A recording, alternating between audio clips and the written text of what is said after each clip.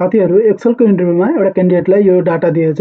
यो डाटाको आधारमा उसले चाहिँ नेम यो कलममा, मार्क्स यो कलममा फिलअप गर्नुपर्ने थियो। उसले चाहिँ के गर्यो भने यसलाई कपी गर्यो, नेमलाई कपी गरेर नेमको कलममा पेस्ट गर्यो र मार्क्सलाई कपी गरेर यो कलममा पेस्ट गर्यो।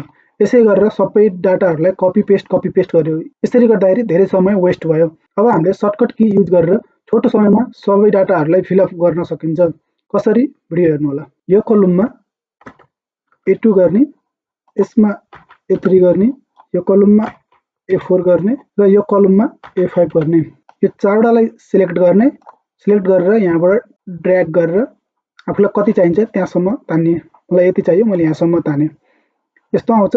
अब हामीले किबोर्डबाट कन्ट्रोल एच गर्ने र फाइन्ड विथमा ए गर्ने र रिप्लेस विथमा इक्वल टु ए गर्ने। इक्वल टु ए गरिसकेपछि रिप्लेस अल गर्ने। रिप्लेस अल गरेपछि अब हाम्रो डाटाहरू फिलअप भयो। यसरी चाहिँ हामीले सर्टकट की युज गरेर छोटो समयमा सबै डाटाहरूलाई फिलअप गर्न सकिन्छ।